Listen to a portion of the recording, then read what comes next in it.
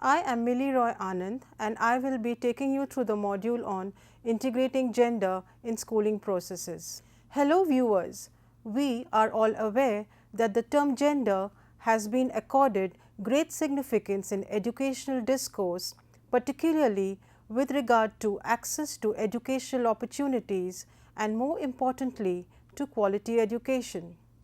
Many of you may have also come across terms like gender equality and gender equity in national and international documents. In fact, gender equality is a global priority for UNESCO and is closely linked to its efforts to promote the right to education and support the achievement of the Sustainable Development Goals. More recently, the National Policy on Education 2020 has laid emphasis on equitable and inclusive education, where no child should be left behind irrespective of caste, class, religion and gender. The policy also recognizes the special and critical role that women play in society. Therefore, providing quality education to girls is the best way to increase the education levels of girls not just in the present but also in future generations. So, are gender, gender equality, gender equity and gender inclusion mere terms that are meant to be used in different contexts? Have you paused for a moment to think as to what actually do we mean by gender and what is the difference between the terms sex and gender? Do gender and its varied dimensions include only boys and girls or men and women?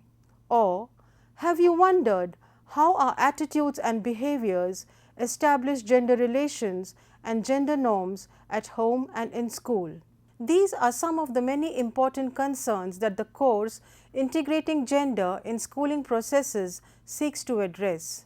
This course will not only help you to develop a clear understanding of gender, but will also help you to undo your preconceived notions of patriarchy, gender and power relations, and gender inclusion in the schooling process. The primary purpose of this course is to help you build a perspective on gender and gender relations, equip you to make positive interventions in pedagogical processes, and make the school environment gender inclusive. As teachers who are dealing with students of the secondary stage, I am sure you realize the importance of this stage as a crucial stage of adolescence when young people come to terms with their sexuality. This understanding becomes central to a person's sense of identity, self-esteem and confidence.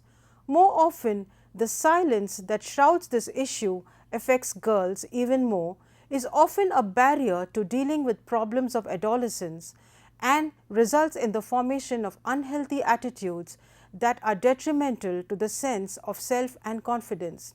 The course thus draws attention to the need to provide learners with access to appropriate information about sexuality so that they are able to make the right choices.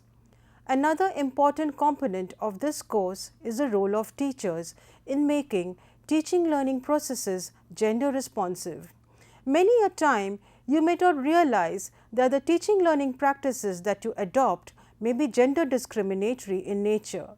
Even the learning materials that you use may depict stereotypical activities performed by women and men in which men are generally depicted in progressive roles. Have you also wondered whether the materials that you use provide space to the presence of transgender people in political and socio-economic processes? In many textbooks, women are depicted as nurturers, homemakers, caregivers and nurses, while men are seen as scientists, farmers, drivers, doctors and leaders. These images reinforce gender roles which are socially constructed. Such depictions and situations often make girls and transgender students feel alienated in their own learning environment and discourage them from participating effectively in the classroom. Teachers indeed play a pivotal role in the school environment, and it therefore becomes important that they understand and respond to the learning needs of girls and transgender students. They also need to ensure that there is equal and effective participation of all genders in the classroom, irrespective of socio-economic backgrounds. This course thus contains a section on integration of gender concerns in the transaction of disciplines like science, social sciences, mathematics and languages, namely English and Hindi. It will help you to develop gender sensitive and gender inclusive pedagogical processes while transacting content in the classroom. A plethora of activities have been included which will help you to try them out in the classroom and make you realize the importance of addressing gender concerns through textbooks and pedagogy. Many of the activities focus on discussion, debate, analysis of text and images, making posters and a host of other doable activities which will enable students to critically examine and question existing ideas, institutions, norms and practices. This course does not place the entire responsibility of integrating gender concerns in the schooling process only on teachers. It also accords an equally important role to principals in making the school environment gender inclusive. Principals are expected to acquire leadership roles in establishing a gender sensitive school management system that encourages gender equality in its governance and operations.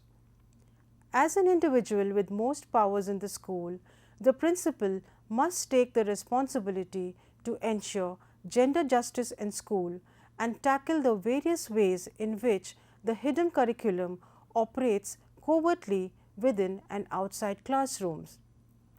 They also need to realize that as a result of the operation of the hidden curriculum, students tend to adopt gender discriminatory and stereotypical behaviors and attitudes in an unintended manner.